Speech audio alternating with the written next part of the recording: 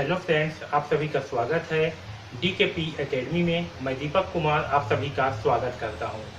इस वीडियो में हम पढ़ेंगे परिमाप क्या होती है। ओके, तो चलिए समझते हैं कि परिमाप होती क्या है। तो देखिए परिमाप जो है हम केवल बंद आकृति का ही निकाल सकते हैं। ठीक है, पहले तो आपको एक चीज़ ध्यान रखना होगा कि जो आकृति बंद होगी हम परिमाप जो है केवल उन्हीं आकृति का ही निकाल सकेंगे। ओके, तो देखिए हम केवल बंद आकृति का ही परिमाप मालूम कर सकते हैं। अब देखिए परिमाप क्या होती है। इस प्रकार बंद आकृति के चारों ओर की कुल लंबाई उसका परिमाप कहलाता है। ठीक है, ऐसे समझ में क्या है, किसी बंद आकृति के उसके चारों भुजाओं की लंबाई या उसके सभी भुजाओं की लंबाई। कोई आकृति बंद है, कोई आकृति क्या है, बंद आकृति है, तो उस आकृति के चारों भुजाओं की जो लंबाई होगा, उस आकृति की जो सभी भुजाओं की लंबाई होगा, उसे जो है हम परिमाप कहेंगे। अगर वो आकृति जो है चार भुजाओं वाली है तो उसके चारों भुजाओं की लंबाई, अगर उस आकृति की भुजा 3 है तो उसकी तीनों भुजाओं की लंबाई, वो आपका क्या कहलाएगा, परिमाप कहलाएगा। जैसे कि देखिए यहाँ पर एक आयत बना हुआ है, तो इसका परिमाप क्या होगा, इसका परिमाप जो है इसके चारों भुजाओं की लंबाई जो है क्या होगा, इसका परिमाप होगा। यानी कि इसमें चार भुजाएं कौन कौन सी है, AB, BC, CD और DA। तो इन चारों भुजाओं का लंबाई ही क्या होगा, परिमाप कहलाएगा। तो जैसे कि अगर हम AB प्लस BC, तो अगर हम AB plus BC plus CD plus AD करेंगे, यानी कि चारों भुजाओं को आपस में जोड़ेंगे, तो हमें जो है इसका परिमाप प्राप्त हो जाएगा। है समझ में। जैसे कि AB कितना है, AB है 3, BC कितना है 4, CD कितना है 3 और AD कितना है 4। तो इसका परिमाप क्या होगा, 3 और 4 7, 7 और 3 10, 10 और 4 14। तो इस आयत का परिमाप होगा 14 सेंटीमीटर। है समझ में। इस प्रकार से जो है हम परिमाप निकालते हैं। तो परिमाप क्या होगा, किसी आकृति की चारों भुजाओं की लंबाई, वो जो है आपका परिमाप कहलाता है। ओके, अब यहाँ देखिए, यहाँ क्या है, आपका त्रिभुज दिया हुआ है, इसका परिमाप क्या होगा, इसका परिमाप भी जो है इसके तीनों भुजाओं का योग क्या कहलाएगा, इसका परिमाप कहलाएगा। इसमें 3 भुजाएं कौन कौन सी हैं, AB भुजा, BC भुजा और आपका AC भुजा। ओके, ये क्या कहलाएंगे, इसका योग जो है परिमाप कहलाएगी। जैसे इसमें AB कितना है, AB है 3, BC कितना है, BC है 3 और AC कितना है, AC भी है 3। यानी कि इसका परिमाप क्या होगा, तो इसका परिमाप होगा 3 + 3 6, 6 और 3 9। ठीक है, तो इस त्रिभुज का परिमाप कितना होगा, 9 सेंटीमीटर। ठीक है, समझ में।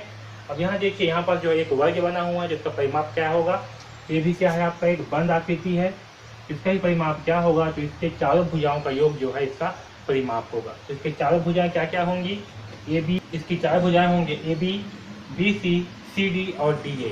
यानी क्या होगा, 2.5 प्लस 2.5 प्लस 2.5 प्लस 2.5। ओके, इन सब को आपस में जोड़ेंगे तो क्या होगा, 2.5 2.5 ये होता है 5, ये होगा 5, तो 5 + 5 यानी कि 10, तो ये होगा आपका 10 सेंटीमीटर। ठीक है, तो इस प्रकार से जो है हम वर्ग का परिमाप निकालेंगे। ओके, ऐसे समझ में।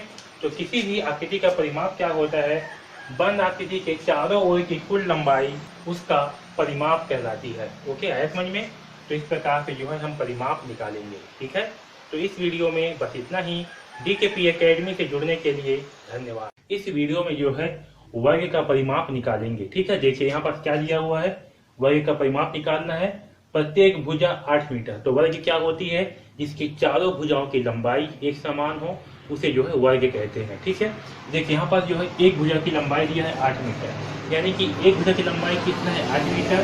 तो ये जो है वर्ग है, इसलिए इसमें जो है क्या होगा, चारों भुजाओं की लंबाई जो है एक समान होगी। ठीक है, अगर आपका एक भुजा 8 मीटर है तो आपकी बाकी भुजाएं भी 8 मीटर होगी। ठीक है, तो देखिए वर्ग का परिमाप का फार्मूला क्या होता है, 4 × भुजा। तो हमें एक भुजा की लंबाई दिया हुआ है 8 मीटर, तो क्या करेंगे यहाँ पर 4 × 8। ठीक है, क्या करेंगे, सिंपल सा 4 × 8, यहाँ 4 है तो 4 और भुजा के स्थान पे भुजा की लंबाई को लिखेंगे। तो 8 चौक कितना होगा, 32 मीटर।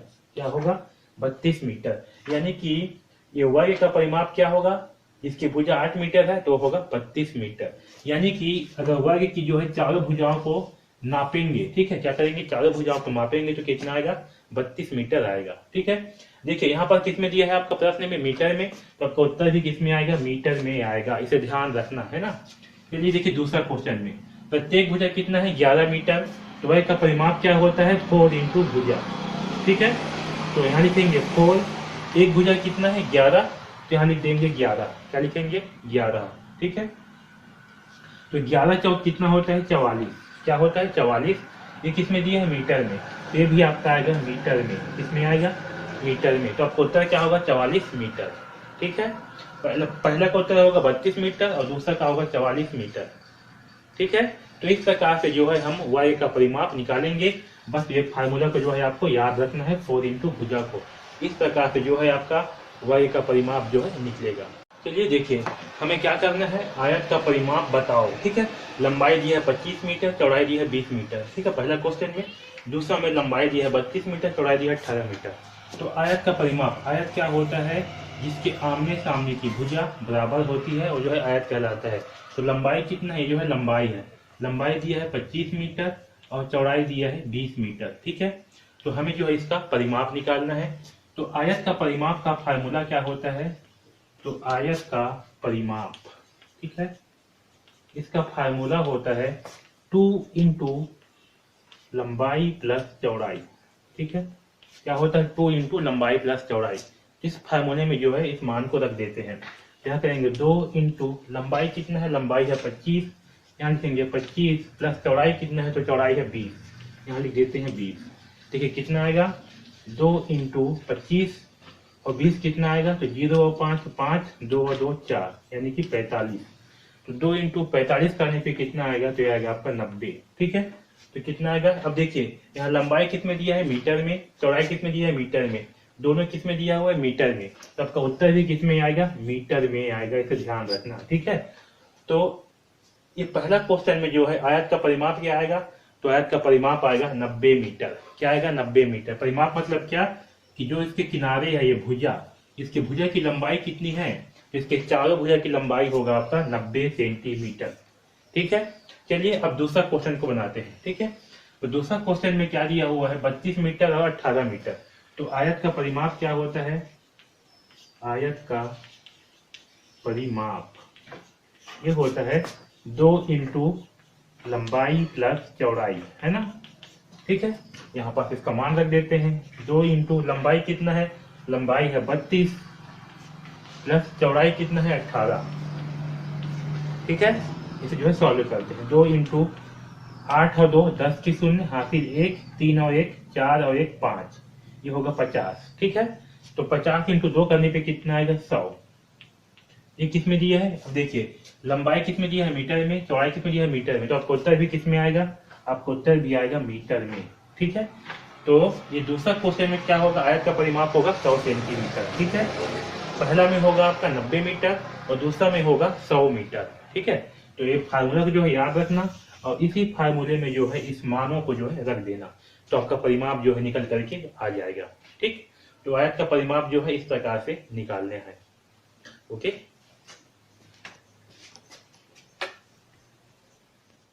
Good morning students. देखिए, यहाँ से जो है प्रश्न को सॉल्व करते हैं। ठीक है, देखिए, एक आयताकार मैदान की लंबाई 200 मीटर और चौड़ाई 150 मीटर है।